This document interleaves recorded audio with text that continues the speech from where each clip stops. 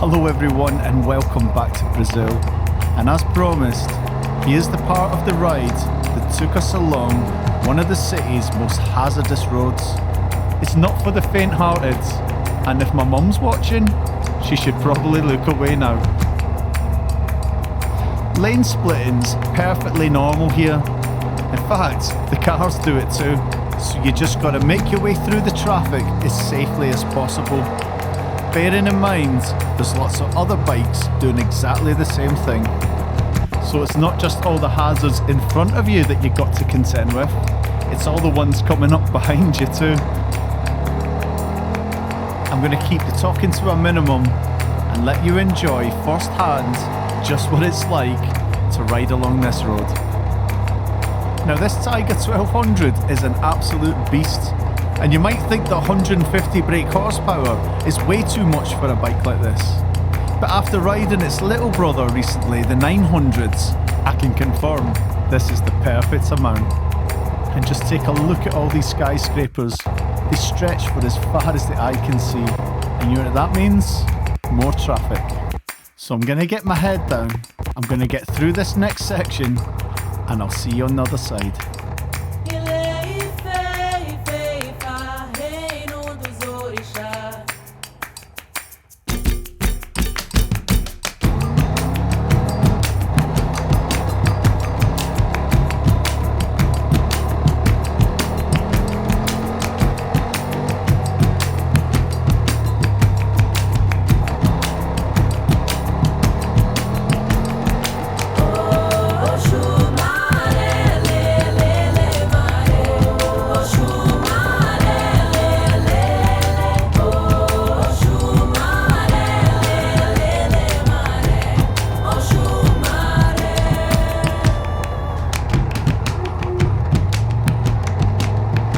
There's a good example of how the bikes can come up quickly behind you. As soon as we slow down to the same speed of the cars, two of them passed us.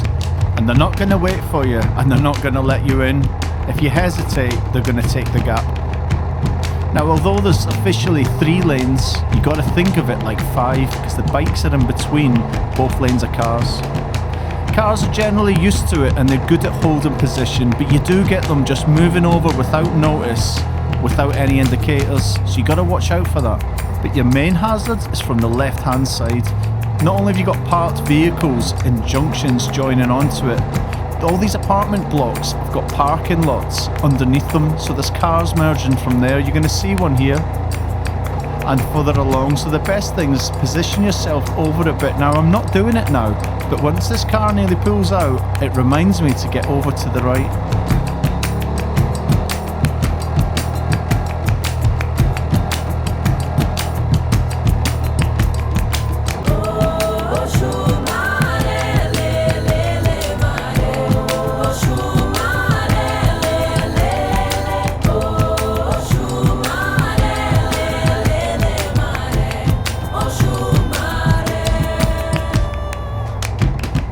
It's only about 2 o'clock in the afternoon just now.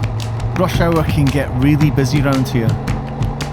And there's a real mix of driving styles. You got people just chilling out, going about the day, going to the beach, and then you got other people trying to get to the other side and make progress. So you got to be real careful for that. And if you look on the left hand side, there's one of those cars trying to get out from the apartments. So there's a lot to think about. And there's no such thing as undertaking or overtaking out here. Either side is fair game, and if there's space, someone's going to take it. So you just got to keep progressing through the traffic, nice and steady, keeping an eye on both sides at all times.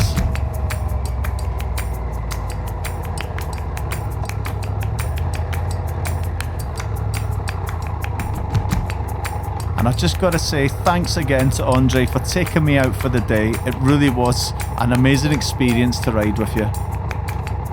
And if you haven't seen the video that led up to this moment, I'll put that up in the corner now. And with a break in the traffic, it gives us a moment to just appreciate just how unique and beautiful this city is. With the miles and miles of beach running along the front of it, it truly is a nice place to be.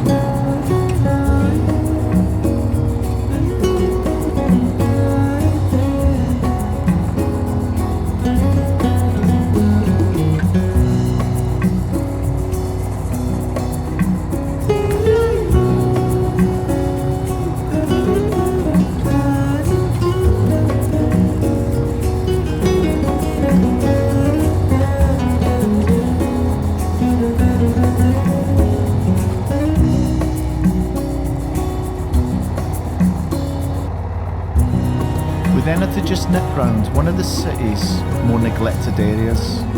And they're not used to seeing someone that looks like me here, especially riding a bike as nice as this one. So there was a few double takes as we rode past. But I just gotta say that Brazilians in general, but especially in these communities, they're the most friendly, warm-hearted people you've ever met. And even though a lot of them don't have very much, they always welcome you with a smile and open arms.